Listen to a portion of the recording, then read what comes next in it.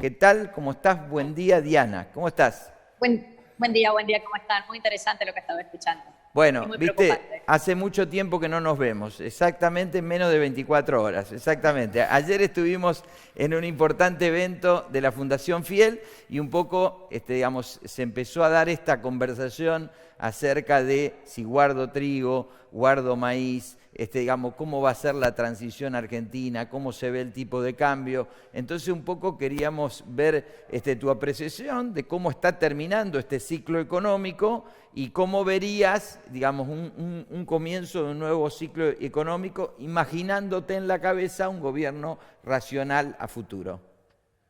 Bueno, esperemos que esté terminando este ciclo económico, porque ustedes estaban hablando de todos los desbarajustes y ensaladas que se han hecho con trigo y algunos otros bienes, pero no es el único sector, está ocurriendo en todos lados. También acaban de fijar nuevos precios para el bioetanol y comparando lo que si es de azúcar, que si es de maíz. Ustedes saben que hay 3 categorías de empresa, chica, mediana y grande, con lo cual tenemos 6 precios para un mismo producto. O sea, hay muchos sectores que están con dificultades. No te digo el que tiene que importar algún componente para algo que produce, o si tiene que contratar gente que trabaja para el exterior, donde no solo cobra con un dólar más alto, sino que no dicen nada, se olvidan de declararlo a la FIP. Entonces la diferencia está entre cobrar 150 menos impuestos o cobrar 300 sin impuestos. Entonces, realmente el desbarajuste que hay es monumental, monumental e injusto. Injusto porque algunos tienen para un lado o para otro. Dicho todo esto, a tu pregunta, yo la verdad no sé qué puede pasar con un nuevo gobierno. Por empezar, porque estos 15 meses que faltan para un nuevo gobierno son una eternidad en Argentina. O sea, acá te sacan 2 normas por semana y cada una de ellas te hace para atrás. Ustedes estaban hablando de que el que había pagado la multa y al día siguiente le sacan algo de que no hacía falta pagar la multa. O, bueno, son cosas que son extremadamente desequilibrantes para la economía y generan parálisis. Porque el que perdió dinero no quiere volver a perder dinero. El que tomó alguna decisión dice, por las dudas espero. Y bueno, y hay alguna gente que no puede esperar, o porque tiene necesidad financiera, o porque tiene algún producto, no digamos perecedero, pero por ejemplo, la de textiles, que ahí está la moda de verano o de invierno, no podés decir, bueno, me quedo en la colección esperando un año y medio. Es un costo financiero monumental. Así que yo creo que un nuevo gobierno, si yo fuera el nuevo gobierno, lo quería unificar el tipo de cambio en un segundo, no el 10 de diciembre, después de asumir. El 10 de diciembre a las 8 de la mañana, cuando ya pudiste firmar ante el escribano. O sea, ni siquiera el 11. ¿Y por qué digo esto? Porque ya todos los efectos malos de una devaluación ya los estamos teniendo. Ningún gobierno quiere devaluar porque te pega un susto bárbaro en precios, ¿no? Pero ya estamos teniendo todos esos efectos perversos y ningún efecto positivo de una devaluación de que los productores, los que exportan, puedan ganar más.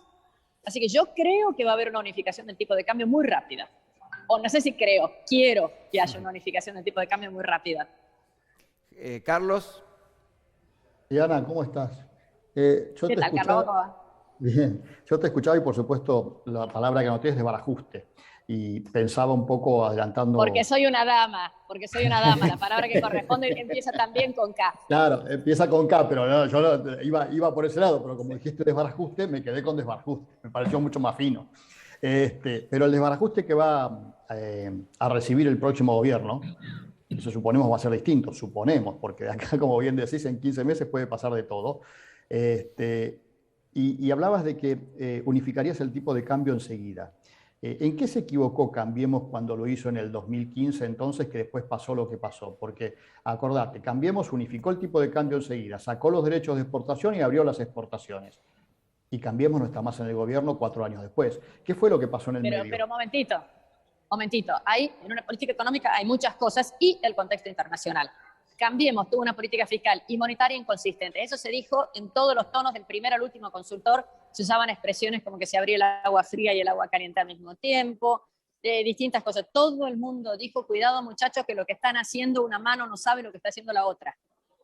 Eso es muy importante. La política monetaria fue por un camino, la fiscal fue por otro. Así que eso hay que tenerlo mucho en cuenta. Dentro, además de estas cosas, vos tenés que considerar, por ejemplo, el sistema financiero. ¿Está en condiciones de dar crédito el sistema financiero? ¿A quién? ¿A qué tasa? Con una inflación del 100%, 110 que decía Salva recién. ¿Alguien tomaría crédito a esa tasa? Además hay que sumarle IVA, ingresos brutos y a veces impuesto municipal. O sea, necesitas que vayan habiendo varias cosas al mismo tiempo. Yo lo que digo es que la devaluación tiene un efecto beneficioso para el exportador y malo para los importadores y precios. El efecto sobre importadores y precios ya lo estamos teniendo.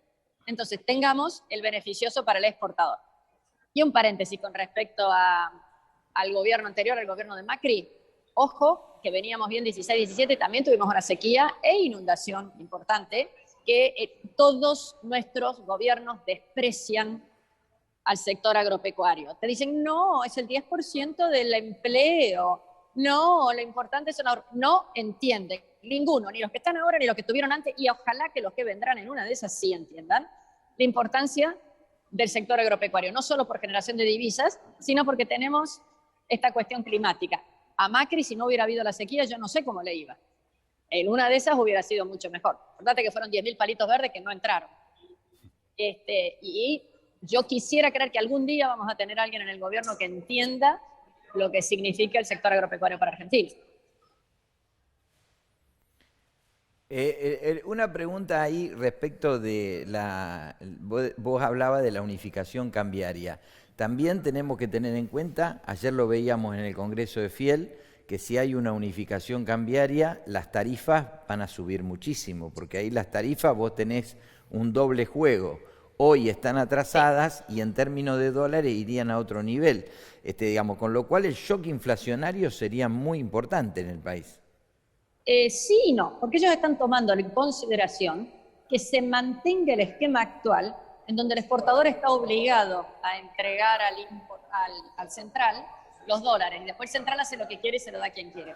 ¿Qué pasa si en realidad no hablamos de unificar, sino de permitir libre transacciones entre exportadores e importadores? ¿Por qué la energía la tiene que importar el Estado? Esa es otra pregunta. ¿Por qué tenemos que mantener el esquema tarifario actual? Entonces, supongamos que las tarifas se van a ir mejorando algo en el próximo año y medio. Perdón si hay mucho ruido, estoy en el aeropuerto, no sé si me escuchan bien. No, se escucha bien. Perfecto. Pero digamos, ojo que estamos pensando en mantener la misma merde que tenemos ahora, nada más que con otro precio. No, tenés que cambiar el esquema. Si un exportador le puede dar al importador, a lo mejor el dólar no queda en 300, a lo mejor baja. Porque al fin y al cabo vos estás vendiendo la soja hoy a 100, ¿no? 150 y pico menos retenciones. Bueno, en cualquier producto tenés retenciones de algo. Estás vendiendo como mucho 150, 160, en el poquísimos casos donde tenés reintegro. Entre eso y 300 tenés para negociar, y a su vez el importador o consigue 300 o no consigue. Entonces, acá hay que cambiar el esquema. Las tarifas tienen que pasar a ser totalmente privadas, como alguna vez fueron, y bajaron de precio en la época de Menem, hace mucho, pero nos olvidamos de eso, bajaron en términos absolutos. Si modificás el esquema en donde no es el Estado el que importa, no es el Estado el que te pone las condiciones, si te dice, bueno, más de tanto a Doña Rosa no le podés cobrar, y que haya libre transacciones entre particulares, en el mercado, perdóname una cosita, en el mercado de energía, en todo lo que son grandes usuarios y sobre todo energías renovables, hay transacciones a precios muy disímiles. En general, mucho más bajo de lo que todos creemos, de lo que van a poner las tarifas ahora. Porque, bueno, negocian y las cosas salen distintas que cuando se mete un señor que no entiende nada. Porque, una cosita, perdón. Si ustedes saben que el gobierno no entiende nada del sector agropecuario, ¿por qué creen que entiende de energía? ¿Por qué creen que entiende de educación? ¿No? Ok, así que guarda con eso. No, yo estoy de acuerdo con vos que no entiende nada de energía, pero la pregunta es, eso que decís vos es correctísimo. Y acá había un gran economista que se llamaba Rogelio Pontón, austríaco él, digamos, que siempre decía que el esquema que había hecho Menem de competencia dentro del mercado de la energía era sensacional, digamos, porque fue el que puso generación, transporte, distribución, digamos, y había una competencia para comprar la energía a cualquier parte. Vos como distribuidora le comprabas al que se te daba la gana. Ahora la pregunta obligada es, ¿quién de los actores políticos están pensando en volver a ese esquema que fue tan eficiente? Porque eso es lo que uno extraña a la hora de escuchar a los políticos. Nadie está dando un sendero de por dónde va a ir.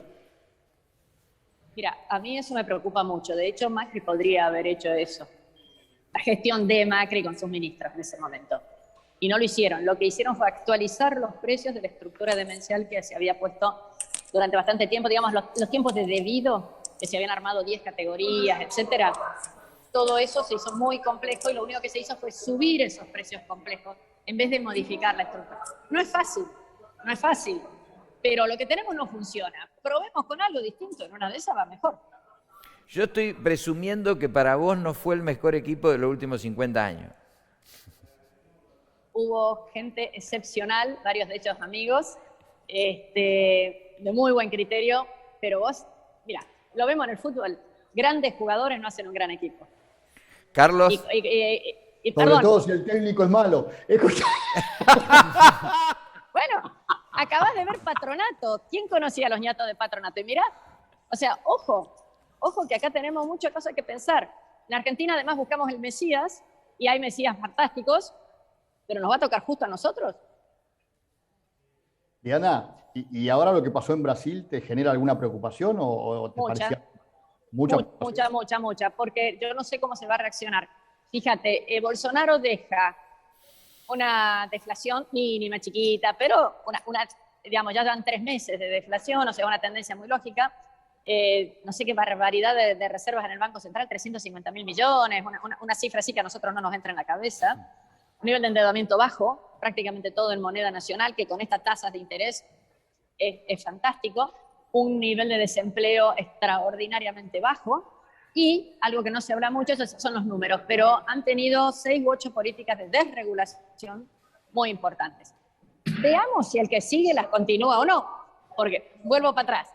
Macri no dejó 0 de déficit, pero dejó 0,5, 0,6 y las empresas públicas ya estaban más o menos arregladitas, o sea, veníamos convergiendo a pesar de haber chocado con el iceberg.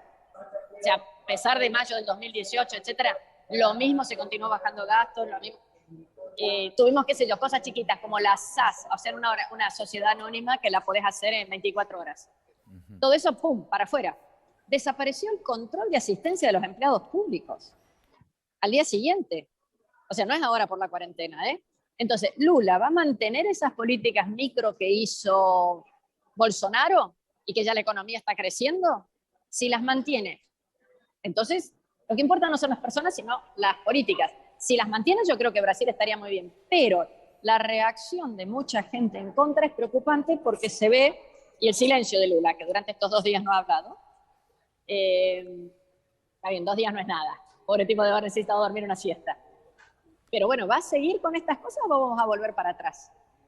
Bueno, espera un segundito, Carlos, porque tenemos, digamos, vos no sé si lo conocés, Diana, pero tenemos a un número 1 que él para preguntar necesita un auspicio. Así que esperame un segundito, no se vaya nadie. Vamos al auspicio y después te voy a presentar a un número 1 que te va a preguntar desde el exterior. Dame el auspicio, por favor.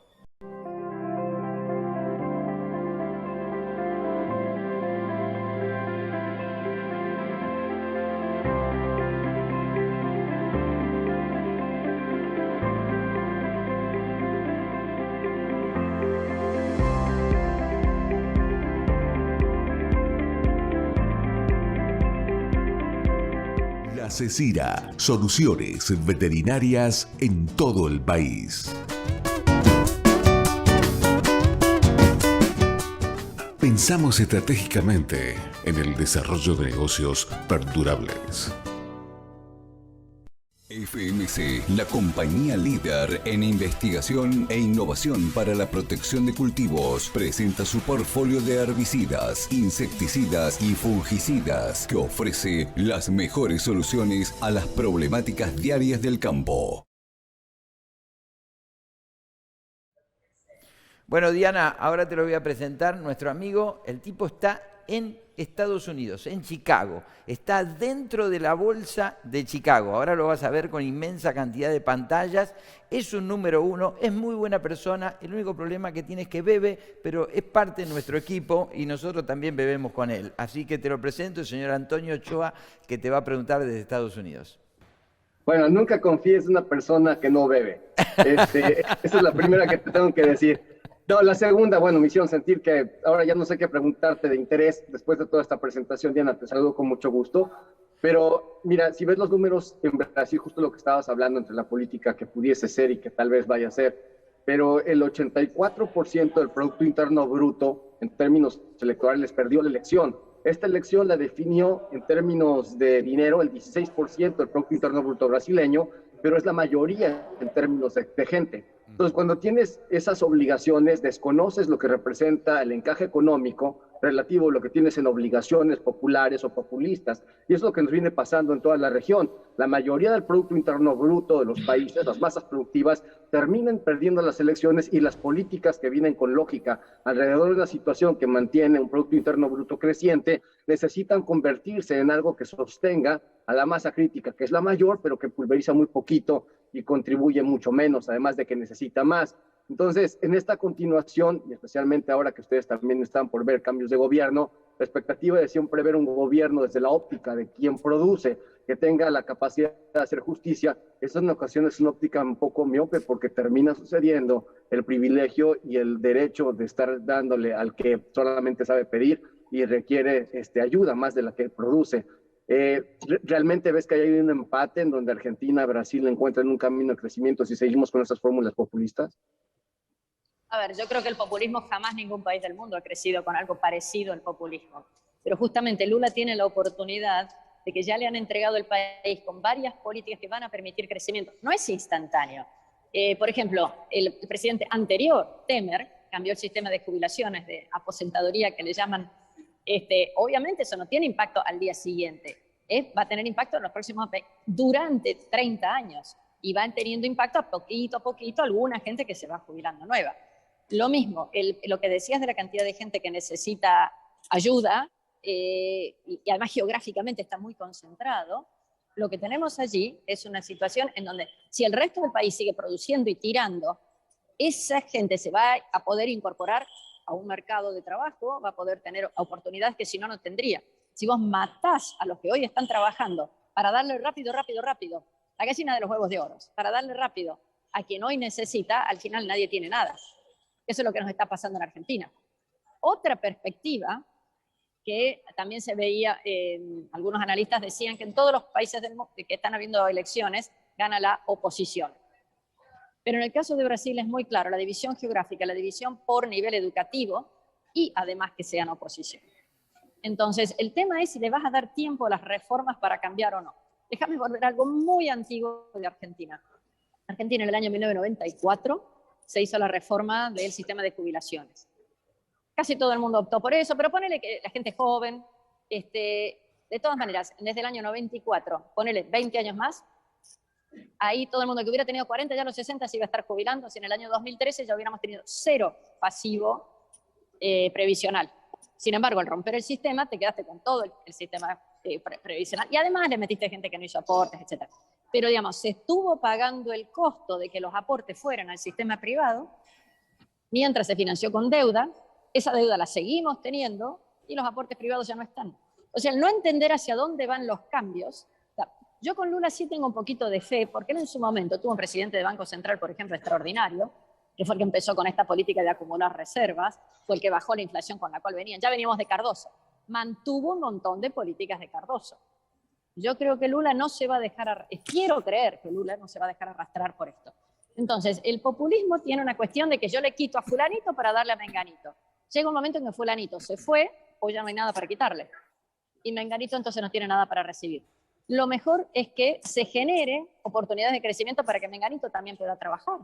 Para lo cual tenés que prepararlo, capacitarlo, educarlo, eventualmente hacer las escuelas, la infraestructura en esos lugares. Es un proceso que lleva muchos años. Muchos años. Nadie, no se puede creer que en pocos meses va a tener resultados. Déjame mantener la expectativa de que Lula va a ser razonable, que está más viejo, y entonces no va a querer, puede ser que sea más sabio. No sé si la edad te da sabiduría, pero eso decían los cuentos de antes. Bueno, está más viejo y tiene una mujer muy joven al lado, de 56 años. Carlos, vos te habías quedado con ganas de hacer una pregunta, yo te interrumpí. Adelante. No, te decía que Antonio quería preguntarle, pero ya que estamos, ¿y cómo crees que va a impactar eso en la Argentina? Porque ahí empezaron a hablar Bueno, otra vez del Mercosur, de revitalizarlo y todas esas historias. las lecturas políticas que se han hecho en Argentina son de un infantilismo extraordinario. El videíto de que le mandieron una gorra, al tipo le dieron la gorra, agarró, se la puso y le dijeron es de Argentina, se la sacó, o sea, eso ni siquiera se notaba qué es lo que decía, o sea, yo creo que si al tipo en ese momento le dabas una remera lunares, también se la ponía. Yo no le daría mucho énfasis. Por otra parte, la obligación de todo presidente en todas partes del mundo, y más de un brasilero, es para French y Brasil. O sea, mi país viene primero, mi país viene importante. ¿Qué es lo mejor para el país? Uruguay dice, mira muchachos, si ustedes el Mercosur no lo revitalizamos, yo me voy para otro lado. Brasil tiene fortalezas propias y está pensando en hacer cosas. Nosotros en Argentina nos queremos colgar del Mercosur. Y por favor, yo soy viejita, un poco mayor que la novia de Lula, la esposa de Lula, y me acuerdo cuando a los brasileños le tenían miedo a las empresas argentinas. Eso fue cuando empezamos con Alfonsín a hablar del Mercosur y tenían miedo a las empresas argentinas. Lo que pasa es que nosotros quisimos escudarnos exclusivamente en la protección arancelaria y no se hicieron transformaciones internas. Y lo que llamamos empresarios. En el fondo el tipo dice, mira, no me abran la economía porque yo no puedo seguir teniendo esta productividad pésima, no puedo tener estos camiones destrozados, no puedo tener estos caminos que no se puede transitar. Dame infraestructura y yo le compito a quien quieras. Y ahí estamos en un tema de cuál de las dos cosas va primero, ¿no? Insisto, estoy gritando ahora porque están hablando fuertes, pero no estoy gritándoles a ustedes. No, se escucha bien. Pero, digamos, tenemos un punto acá que es muy serio, que es entender los procesos, cuánto tiempo llevan. ¿Tenés expectativa de que los millennials entienden mejor la situación económica que los empresarios? Sí.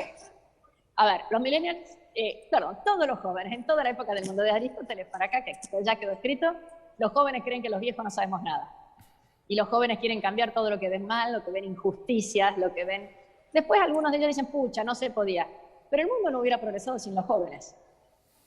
Yo creo que entienden mucho más. Fíjate el Brexit en Inglaterra.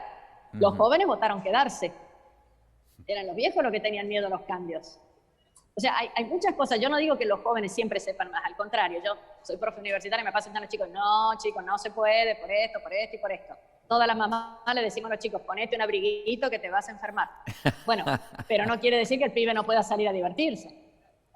Y yo creo que se van captando mensajes de forma diferente, o se van decodificando mensajes de forma diferente. Y lo que tenemos no funciona, y los jóvenes ven que no tienen entrada en el sistema actual. En Argentina estoy hablando. Los jóvenes ven que no pueden penetrar toda la parafernalia de cuestión. Escúchame, los sindicatos siguen teniendo esta cuestión que es hereditaria. Entonces, vos sos el mejor ingeniero electrónico, pero tu papá trabaja en Telam y se muere, resulta que el hijo del señor que estaba en Telam, que no importa que sea, puede entrar. O sea, cuidadito con esas cosas, ¿no? Podía entrar, eso se suspendió, ahora lo están pidiendo de vuelta. Entonces, los jóvenes ven que hay un montón de barreras que no los dejan participar. Y creo que eso tiene que cambiar. O sea que la casta, digamos, está en riesgo con los tiempos actuales. Ojalá. Porque además la casta no son los políticos, sino son todos los que tienen algún privilegio. ¿Y a quién le gustan los privilegios? Me gustan mis privilegios, pero no los tuyos. Entonces, eso hay que tratar de modificarlo. Y lo más rápido que se pueda. Pues nadie quiere perder los suyos hasta que los demás no pierdan los de ellos. Entonces dicen, bueno, muchachos, para nadie. Y a lo mejor eso fuera mejor, ¿no?